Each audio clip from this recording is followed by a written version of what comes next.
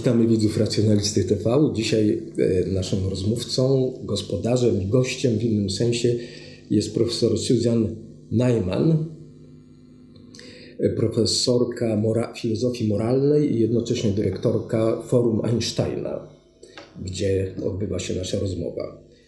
Dalsza część rozmowy oczywiście po angielsku.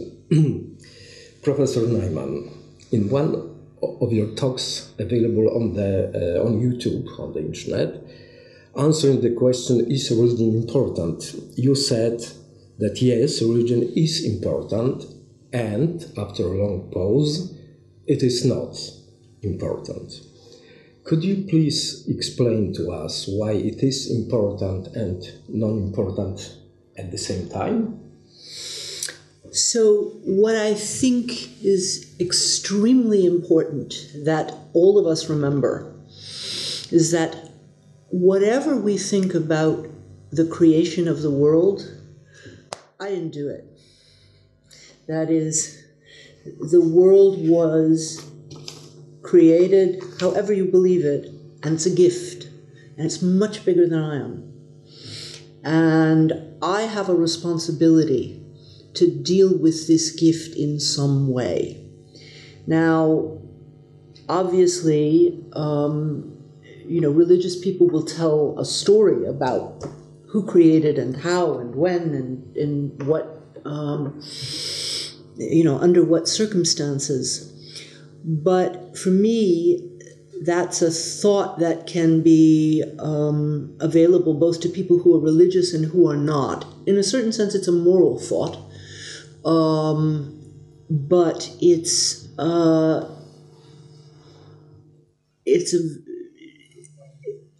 can be taken in a religious direction. It can also be taken in a secular direction. And what I find so important in religion is the idea that each of the three monotheistic religions, which are the only ones that I really know much about, you have two traditions. One you can call a fideistic tradition, or it has been called that. There's a set of texts, there's a set of religious leaders, they tell you what to do, and you follow it. But each religion also has a strain which you can call rationalistic, which says God gave us reason and he meant us to use it. He meant us to think for ourselves. He meant us to think about moral dilemmas. So I am someone who very much belongs to that tradition, as is, I assume, I hope I'm not assuming too much. If you're Polish, I am assuming that you're Catholic. No? Okay. So I'm professional atheist. Professional atheist. Humanist kind. Okay. But many of your country folk are. And I must say that as a Jew, which is what I am and was brought up as, I and many, many people all over the world admire and honor Pope Francis. I think he is a wonderful example of what genuine religion is. And what I think Francis has done is extremely interesting, and I don't think it's been sufficiently recognized. Each religion that I know anything about has two strands, and they're not necessarily related at all, but they're mixed together. One is a strand about sex, broadly considered. Who can sleep with whom, who should cover which part of their body and at what times, a whole set of laws and regulations about that. But every religion also has a completely different strand that says, cherish, the widow and the orphan, take care of the poor among you, pay attention to people who were not blessed in the way that you were. And what Francis has done is to take these strands and separate them, and to say what really matters is social justice. And all of the sexual questions, I mean, when Francis said at the beginning of his papacy, about a gay couple, who am I to judge? Francis has no problem making judgments.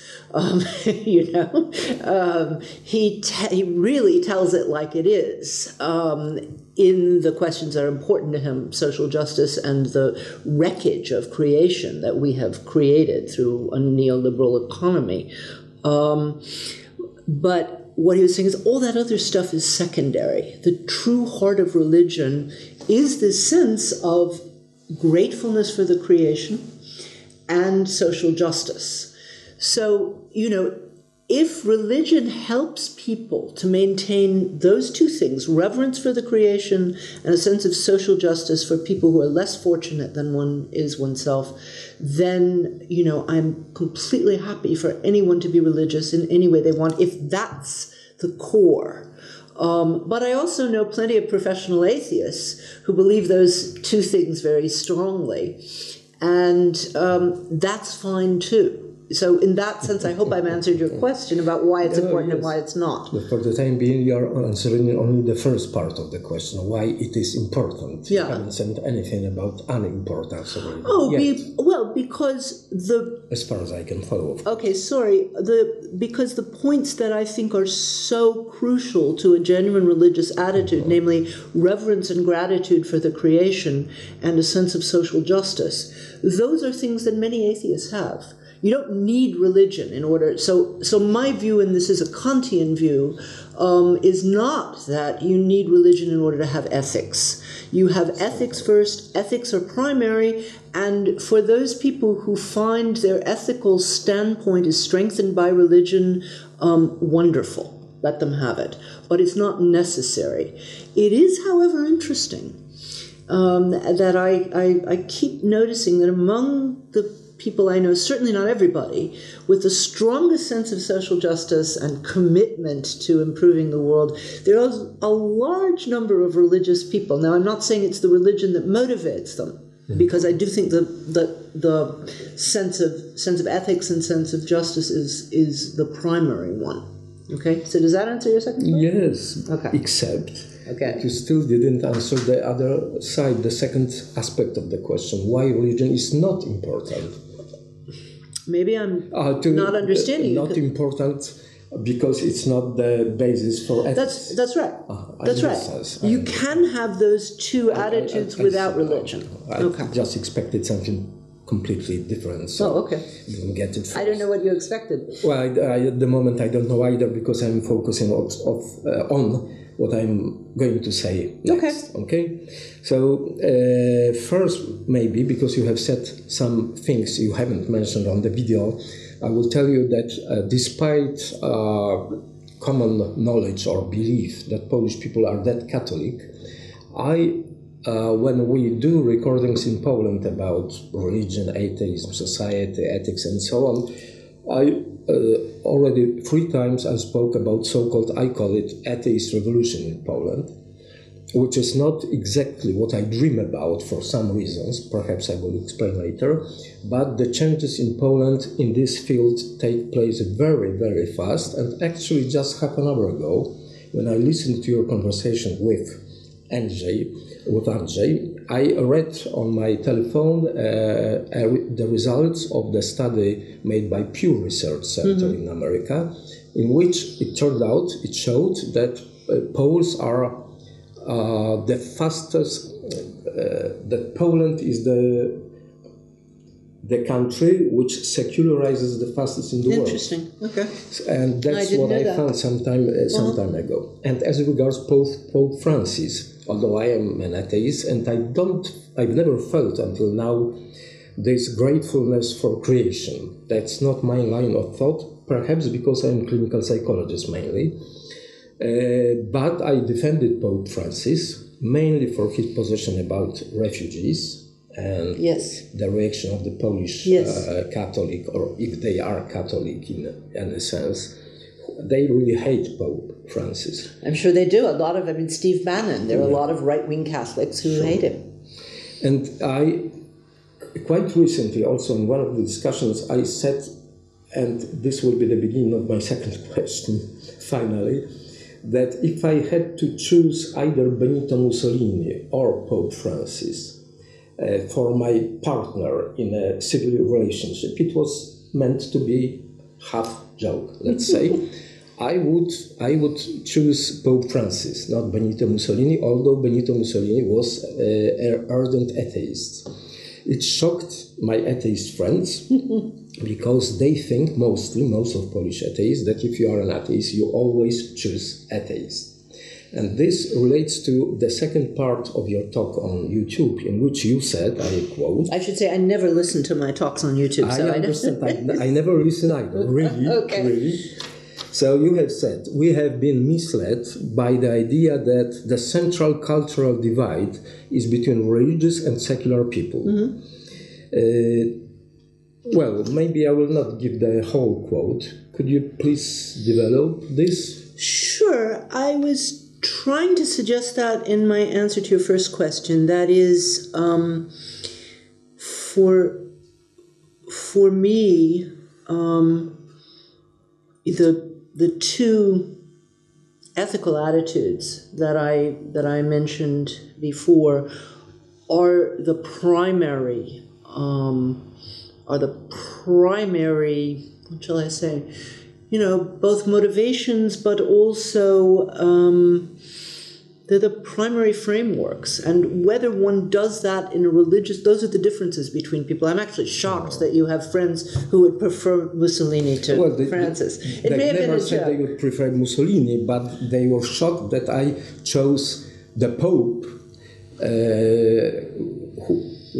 that I chose a Pope, although they know that I'm a professional atheist. So that was shocking, because they think this divide is really... Yeah, that's right. Central. A lot of people do. And that's so interesting that you're saying that atheists do too. And I have been among, I've been at conferences where people like, Richard Dawkins and Sam Harris and those, sorts of people say, basically think that anyone who's religious is an idiot.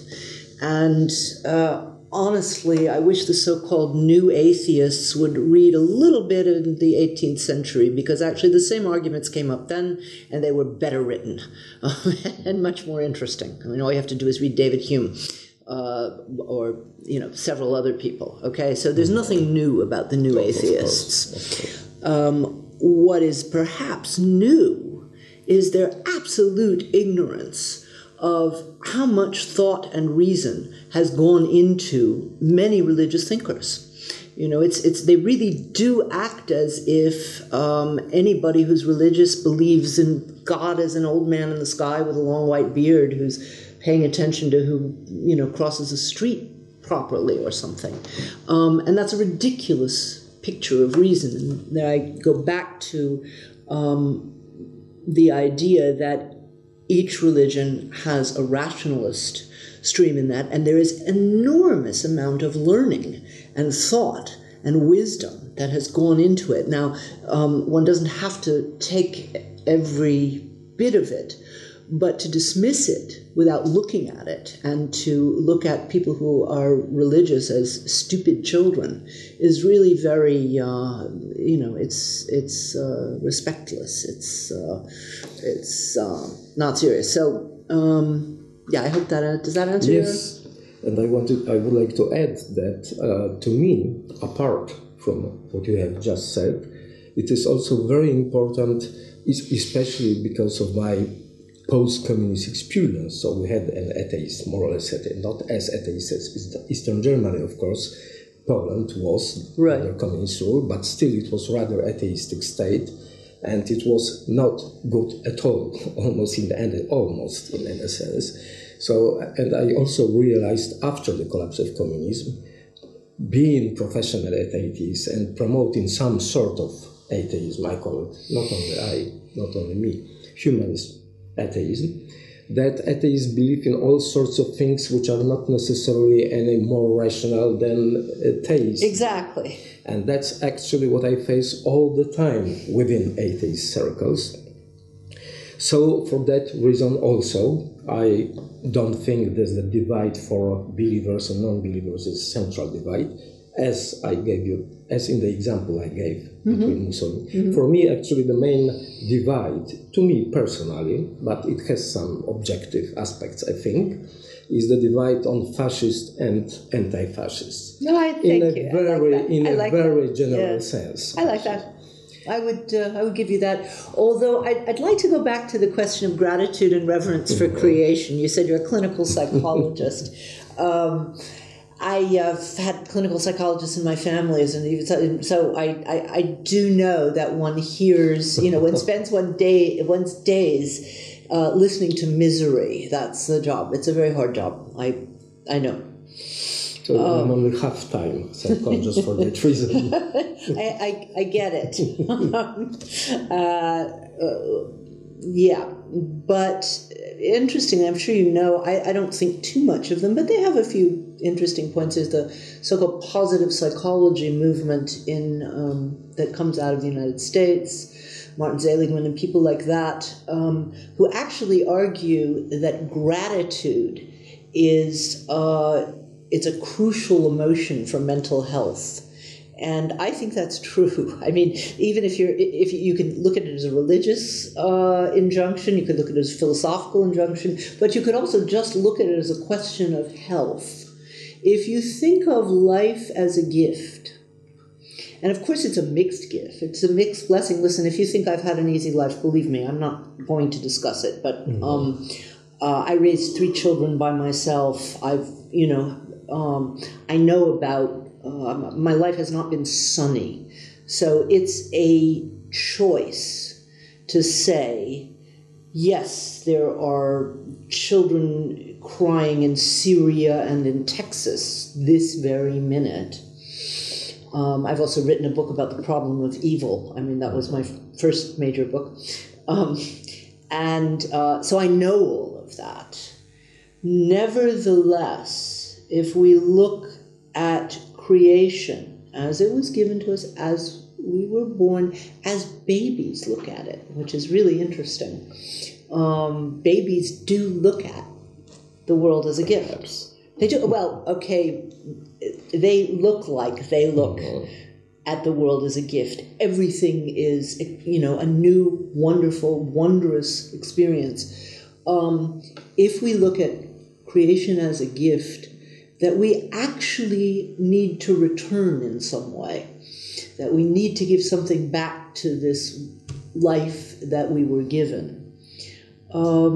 First of all, we're going to act more morally, and secondly, we're actually going to be more sound and happy. I do not care that much about happiness. Generally speaking, I even gave some lectures in Russia against happiness as a goal in life, not as a happiness as a byproduct of sensible life.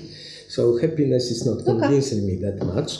I will think about gratefulness. I am grateful to people who do something for me, but I've never just thought about creation and the world as a gift. So perhaps I will not even try to answer. I will remember it, I will think of it, and perhaps when we meet next time, in a year or 2 or whatever, I will answer this. If it interests you, my book, Moral Clarity, talks about I will read with pleasure. And now I would like to move to ethical question. When I thought about importance of religion, perhaps theoretical, I have found some time ago that to me, perhaps the most troubling question is the problem of hope, religion and hope. Because I conducted a study in Poland 3 or 4 years ago, which proved it was a pilot study, so it was the results actually are hypotheses rather than the final result. And I talked to people who practice religion very much. They even take part in pilgrimages. So to me, they are extreme Catholics. And I asked about 20 people together what they really believe in, what's the content of their faith. And after very friendly conversations, they are people, although they are very different theoretically, but we like each other, so they were open with me. And they probably believed I asked because of my intellectual curiosity, not maliciously. They actually admitted, I will try to make this story shorter, that they do not believe in anything, including afterlife and the basic tenets of this Catholic religion.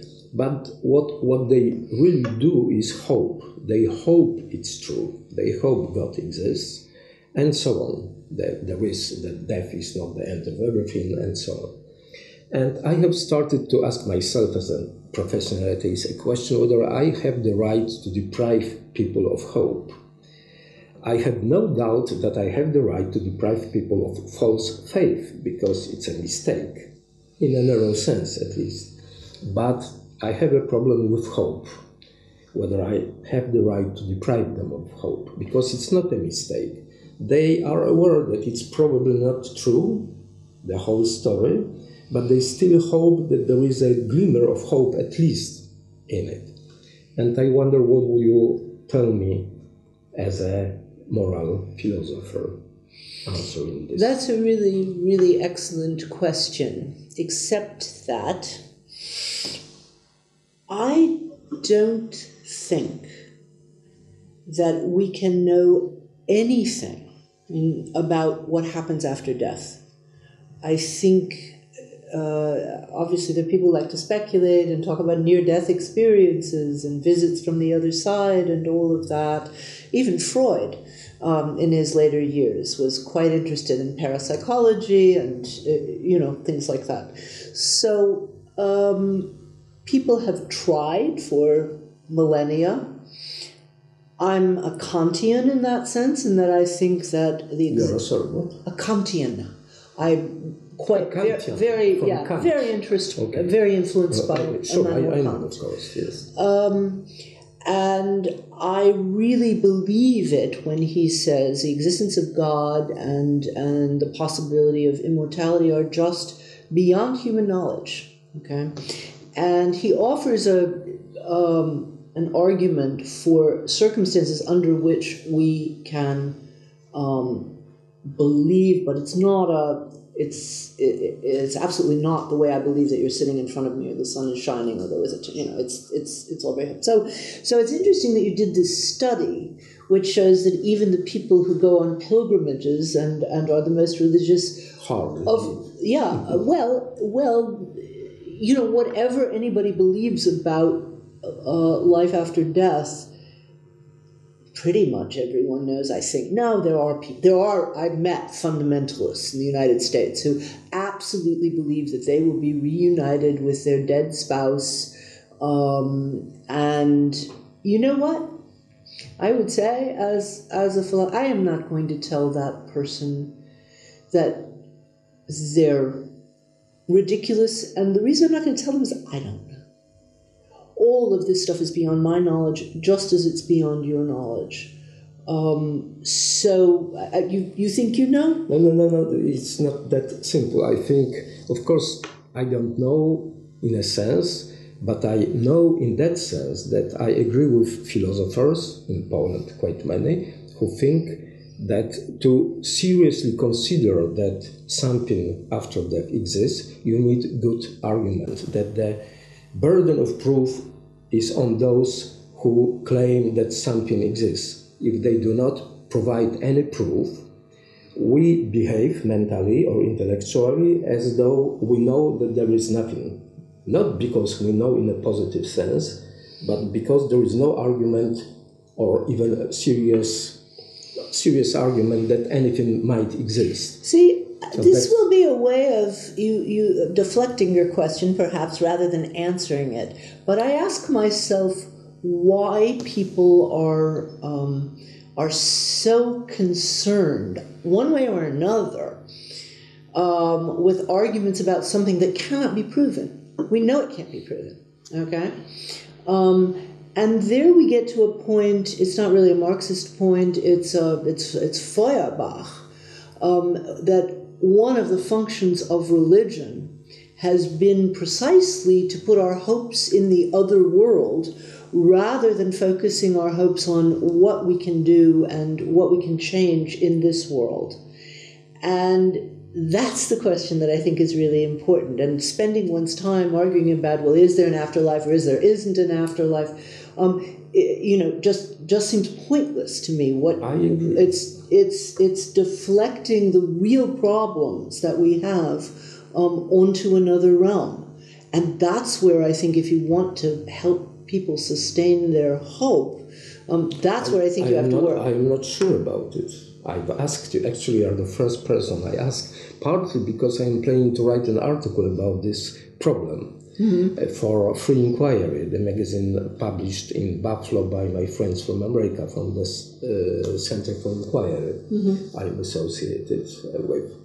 And I wondered how American philosopher would answer this question. But my problem... Well, there are different American philosophers. Some of them would say different things. Just to learn some points so I can still, develop my thinking about this problem. I am still not sure whether I should try to deprive them of this hope or not, because as a clinical psychologist, I have found it's not something I am certain about, but it's another hypothesis, that actually when they say or think that they hope for that, it's not quite true. What they really do is they cling to this glimmer of hope, cling emotionally because they are afraid of death, but instead of abandoning this hope, even the glimmer of hope, which might, I think as a psychologist, which might lead more easily to the acceptance of this fact. By acceptance, just emotional acceptance, almost full.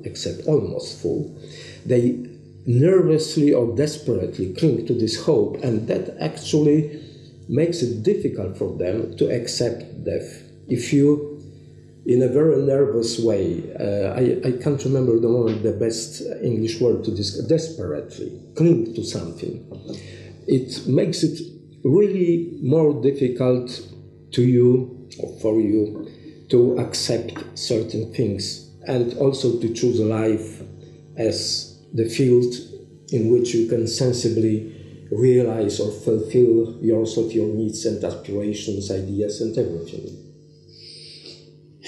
Can you follow me? Yeah, I can. And I mean, I'm wondering what's behind your question. That is, are you thinking... I am asking a philosopher. No, but I'm saying, do I have a right to deprive people of hope? So are you thinking about what to do with your patients? The patient's spouse has died, they're distraught, they're miserable. I mean, that would be one situation. The other sort of situation is, well, so theoretically, do I have the right to go around telling people there's no life after death? And I would want to ask, why in the world would you want to do that? Why in the world? Because what I have said in the second because you think you're helping them. There are studies made, cross-cultural studies all over the world about fear of death. What kind of people are more afraid or not afraid, depending on religion, among other factors. Yeah. And it was found by some American psychologists that actually in all these countries or cultures where the studies were conducted, people who are atheists are not afraid of death, or less afraid of death than religious people, at least religious people of the kind we have in Poland, very superficial religious people who actually, if you talk to them for 1 hour, they admit that they do not believe, but they just have this hope or a glimmer of hope. So I have reasonably good reasons to believe that actually by depriving them of this false or quasi-hope, I help them. But I wouldn't do it to my mother or my patient who is dying or near death. I wouldn't tell. So why not? That's interesting. Because in this particular situation, actually I was in this situation. My mother, who knew very well more than 10 years ago, asked me some months before death, Andrzej, are you really sure that God does not exist? And I gave her your answer. We don't know. For empathetic reasons. But we don't know. In your sense, we don't, but if you accept this methodology I tried to describe. Yeah, but you see, the problem is, so much of the hard natural sciences are sheer speculation. So much of, you know, you're assuming, if I may say, a rather positivistic conception of what, you know, true belief is and you know, fantasy or speculation. And you know, if you talk to people who know about the history of science, that's been exploded. I mean, they're just, nobody takes seriously the idea that, you know, science goes out and observes things. I mean, good heavens, Einstein thought it up all out of his head. There was no empirical confirmation until 1919. He did not believe his own statements, actually, sometimes.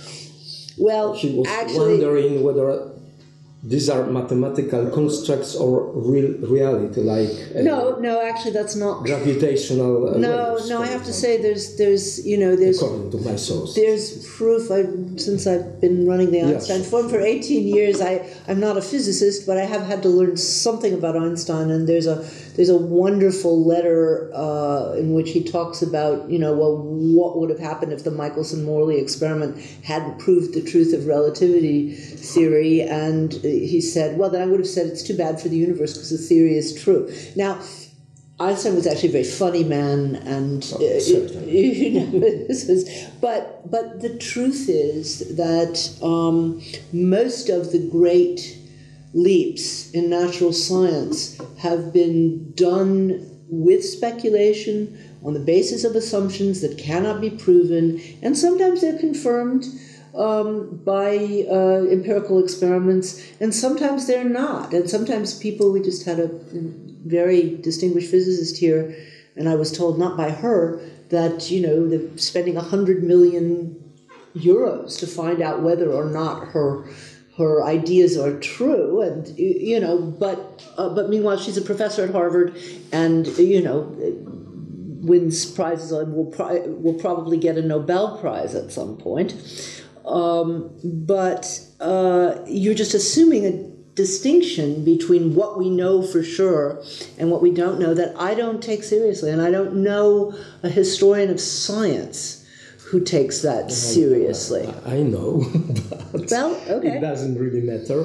I would like, almost at the end, ask you about this stream, this rational stream in every of three monotheistic religions you said. Of course, I realize it's true, obviously, but there are some limits to this rationality within these strands of religion. Obvious, especially in politics or social political life, which is perhaps most important to me, the social political consequences of those restrictions or limitations of rationality within even this rational strength or half-rational strength within religion. And don't you have a problem with this? That although generally it is much more rational than the fundamentalist strength, but still at certain point the Pope, perhaps not this point, but Polish Pope, tells you this is true, democracy cannot decide what is good, what is bad. The fact that human life starts at conception, although for 3 days there is not even new genome, you say, and so on and so on. Don't you have the problem with this? Well, so you see, perhaps I'm influenced by the fact that I come from a religion that has no pope,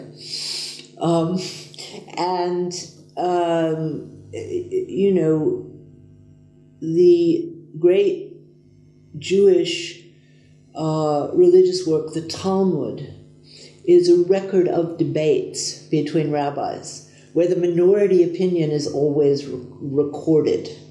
There are even wonderful stories about God laughing, you know, when he's called into question by a rabbi or others. So I'm possibly influenced by that. You know, that I come from a religion where, depending on who you talk to, of course, everything is up for debate. Now, there are people, of course, fundamentalist Orthodox rabbis who don't see it that way, but the entire actual Jewish tradition is against them. So So that's a different story. I mean, look, once again, you brought up the question of abortion, and that really is the hardest question as far as I'm concerned. It really is. Because everything else falls under, when I talked about sex, which I think Francis is saying, those questions are not bothering us anymore. Pardon? Bothering. They are not bothering. Yeah, I mean, they're not central. And people have a right to work out their own ways of deciding who they should sleep with or marry or what parts of their body they should cover and so on and so on. You know, the question of abortion is really hard. Now, I think it particularly gets harder the clearer it is, you know, that there is life. You know, all of the science that I know leaves it, you know, at least 12 weeks really very, you know, very unclear, if you can call that a person, okay? But I absolutely understand people who say, at a certain point, it's a potential person, and we don't have the right to do that. So I really do think that is the hardest. We don't have the right. We as human beings. Also those who do not believe in this. Look, that's the problem of religion. Well, look. My problem. No, I understand it. You know, one of the moments where I admired Pope Francis the most was when he spoke to the American Congress and said, you know, the Catholic Church believes in the sanctity of human life, and all the Republican fundamentalists were getting up to say, oh, good, he's going to come out against abortion. He said, and that's why we're against the death penalty. That's my man. You know? What about euthanasia and so-called palliative sedation? Actually, it makes me furious. I try to promote palliative sedation. Have you heard about this method?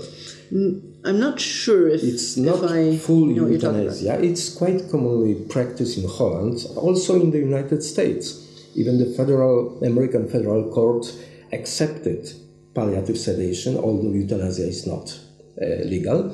If you sedate a person who wants to be sedated almost always because of his very, very serious illness, but you don't kill him with this medical fluids, this is in the form of fluid, but you just sedate him or her, and he or she dies or not dies. He may be awaken after 3 days or some time and decide again whether he wants, or she of course, to be sedated or not. And mostly people who choose this method are in such a critical condition that die within a few days. There are some cases, there was even one case when a person was sedated and awakened several times over the period of 1 year, and he finally got healthy, amazingly. But it's only one case I heard about. But actually I wanted to ask mainly about euthanasia, and I mentioned palliative sedation because I'm particularly interested in this, because it should be acceptable or tolerable to Catholics, because you do not kill anyone. The organism, let's say, decides whether to die or not die, but they are still against. And I think this is cruelty, isn't it? You know, in principle, I